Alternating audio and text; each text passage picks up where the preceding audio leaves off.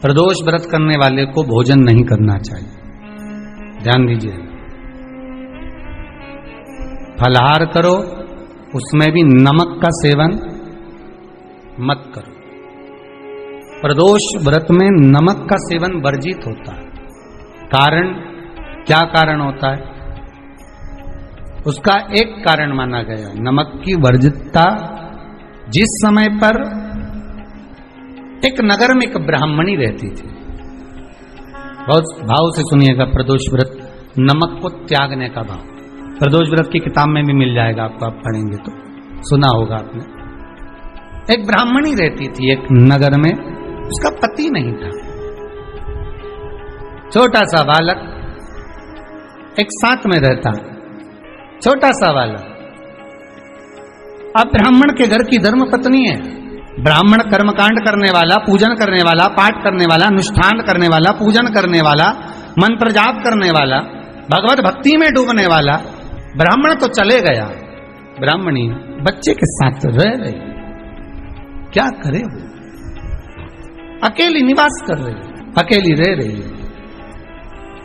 और ब्राह्मणी बच्चे के साथ भ्रमण करती रहती, घूमती, कहीं कहीं दर दर जाकर कुछ भिक्षा को मांग कर लेकर आ जाती, और भिक्षा लाने के बाद में उस भिक्षा को जब लेकर आती तो अपने बच्चे को भी खिलाती और स्वयं भी उसका पान करती। एक दिन ब्राह्मणी भ्रमण करते करते प्रदोष काल के समय पर शिव मंदिर में प्रवेश करी। प्रदोष काल के समय और शंकर मंदिर में जब प्रवेश करा, प्रदोष काल किसको कहते हैं? सूर्य अस्त हो रहा हो, रात्रि प्रवेश कर रही हो, दोनों का जब मिलन हो रहा हो वो प्रदोष काल कहलाता। दोनों का जब मिलन, सूर्यास्त हो रहा हो, रात्रि अपना चरण बढ़ाने के लिए आगे बढ़ रही हो और दोनों का जब मिलन हो रहा है, वो प्रदोष काल है, वो प्रदोष का समय है। ब्राह्मणी मंदिर में प्रवेश कर रही। जब ब्राह्मणी मंदिर में प्रवेश करी, मंदिर के अंदर पहुंची, प्रदोष काल का समय था, प्रदोष का समय चल रहा था। और प्रदोष काल के उस समय में, प्रदोष काल के उस समय में जब ब्राह्मणी ने देखा कि कोई भगवान की भक्ति में लगा हुआ है, भगवान के रस तत्व में डूबा हुआ है, आज ब्राह्मणी के पास में कुछ पदार्थ नहीं है, अपने बच्चे का पेट भरने के लिए कोई सामग्री नहीं है, और कुछ आस लेके वो प्रवेश करी है, कुछ आस लेकर वो अंदर प्रवेश कर जाती है। कोई ऋषि की पत्नी, कोई ब्राह्मण जन की अर्धांगिनी उस प्रदोष के समय पर शंकर का अभिषेक पूजन कर रही थी, भगवान शिव की आराधना कर रही थी, भगवान की भक्ति में डूबी हुई थी। जब भगवान शिव की आराधना में डूबी हुई है, आराधना कर रही है, ये कुछ पाने के लिए चली गई, ये कुछ पाने के लिए गई और इसके मन में आया कि मैं कुछ, मुझे भोजन का कोई पदार्थ मिल जाए, मुझे कुछ भोजन मिल जाए, और जब मुझे भोजन मिल जाएगा तब मैं जो पाऊंगी अपने बच्चे को भी पाऊंगी।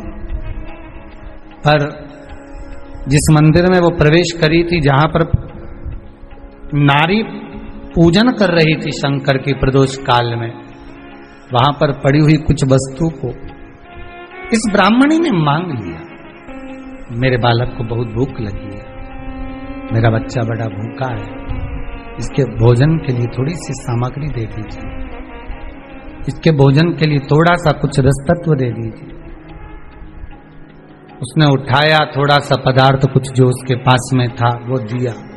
जब दिया तो देने के बाद जब उसे प्राप्त हुआ और होने के बाद में जब वो मिल गया उसको, तो उसने उस समय पर उस पदार्थ को जैसे ही मुख में लिया, लेते ही कहा इसमें तो स्वाद नहीं है, इसमें स्वाद नहीं है। उस ब्राह्मणी ने बड़ा सुंदर एक संवाद कहा। घर का जो बड़ा होता है ना, घर का जो बड़े होता है, घर का बुजुर्ग जो होता है, घर का जो प्रथम स्थल प्राप्त करने वाला, मेन कुर्सी पर अच्छी जगह पर जो बैठने वाला होता है ना, ब्राह्मणी कहती है वो कभी किसी वस्तु में ऐब नहीं देखता, मिनक नहीं निकालता। समाज के अन्नकूट होते हैं, समाज के जब अन्नकूट होते हैं महाराज, समाज के जब अन्नकूट होते हैं, बड़ी बड़ी समाजों में जब कार्तिक महीने में अन्नकूट महोत्सव होते हैं, बहुत सारा प्रसाद बनता है। जो बुजुर्ग होते हैं ना, बड़े समझदार लोग होते हैं ना, तो अन्नकूट की जब प्रसाद खाने बैठते हैं ना, उसमें नमक नहीं भी होता ना तो नहीं बोलते कि इसमें नमक नहीं है। पर जो हमने डोनेशन दिया है, जब तुम आए थे समाज वाले तो हमने 1000 का लिफाफा दिया, 500 का लिफाफा दिया, 2000 का लिफाफा दिया और भोजन ऐसा बनवाया। एक व्यक्ति वो जो खाकर चुपचाप चले गया और एक व्यक्ति वो जिसने प्रसाद पर उंगली उठाई। इन दोनों को अन्नकूट की तारीख पे इनका नाम लिख लो और अगला अन्नकूट आए तब दोनों की दशा देखना। एक जो चुपचाप खाकर चले गया, भगवान के प्रसाद को प्रसाद मानकर, प्रभु का दर्शन मानकर लेकर चले गया, वो उन्नति की सीढ़ी पर चढ़ता चले गया।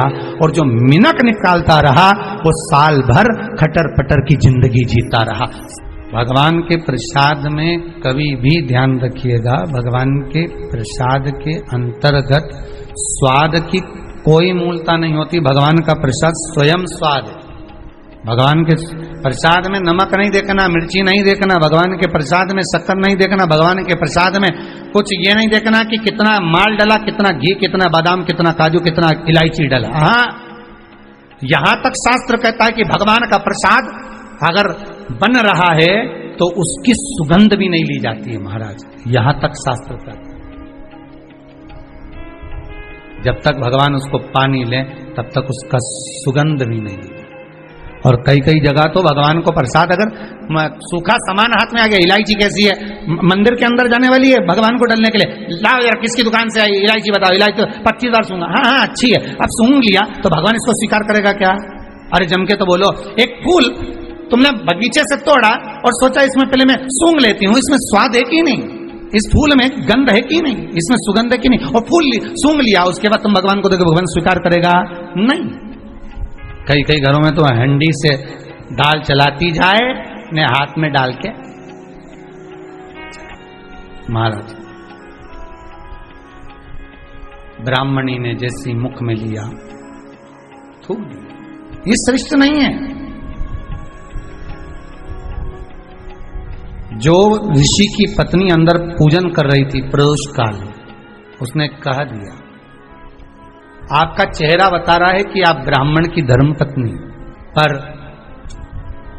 आज आप दर दर जाकर अगर भिक्षा मांग रही हो, दर दर जाकर अगर भीख मांग रही हो, दर दर जाकर भिक्षा को मांग रही हो, तो इसमें आपके पति का दोष नहीं है, दोष आपका है।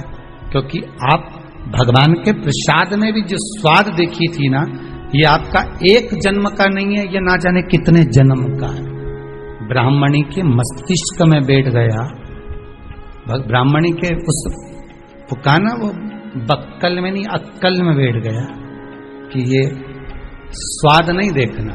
इसलिए प्रदोष व्रत के अंतर्गत ब्राह्मणी ने उस दिन से विचार कर लिया कि जैसे आप पूजन कर रही हो, जैसे आप अर्चना कर रही हो, जैसे आप आराधना कर रही हो, ऐसी आराधना, ऐसी पूजन, ऐसी भक्ति में भी करूंगी, ऐसी आराधना में भी करूंगी।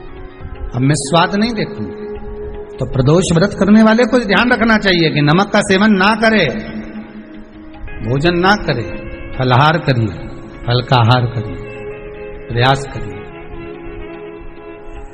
और यदि आपने व्रत का ले लिया भोजन का कि हम तो एक टाइम फलाहार करेंगे, एक टाइम भोजन करेंगे, ऐसा भी कई लोग प्रदोष ले लेते हैं, तो वो बात आपकी है, आप तक रखो, ठीक है, अपने मन तक। ठीक है, बाबा आपकी मनोकामना पूर्ण करे, वो भी आओ।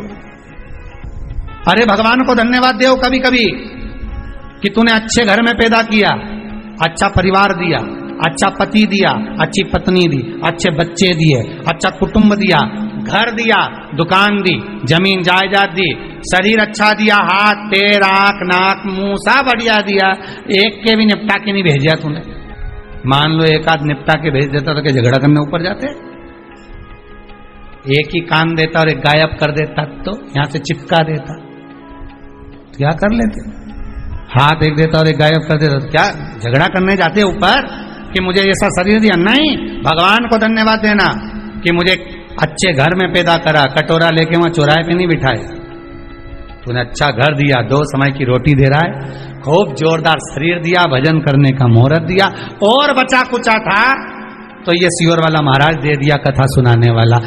शाम के समय पर प्रदोष काल में बेलपत्री के पेड़ के नीचे, चाहे शंकर के मंदिर के दरवाजे पर या शिव मंदिर में, अगर आप प्रदोष के दिन दिया लगाते हो, सोमवार के दिन दिया लगाते हो, तो ऐसा कोई व्यक्ति नहीं जिसको मेरे देव अधिदेव महादेव मेरा विश्वनाथ भंडार नहीं भरता हो, खाली नहीं छोड़ेगा, दे देगा, भंडार भर देगा, कमी तो नहीं रख सकता, ये पक्का। पर तुम करना ही नहीं चाह, 2-4 सोमवार करो और उसके बाद के तो महाराज जी हमने तो करा था, हमको तो मिला ही नहीं।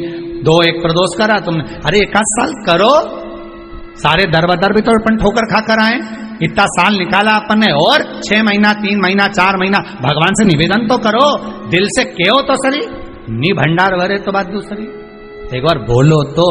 पर जगत के लोगों के सामने जाकर मत कहना, कहना तो देव अधिदेव महादेव से कहना।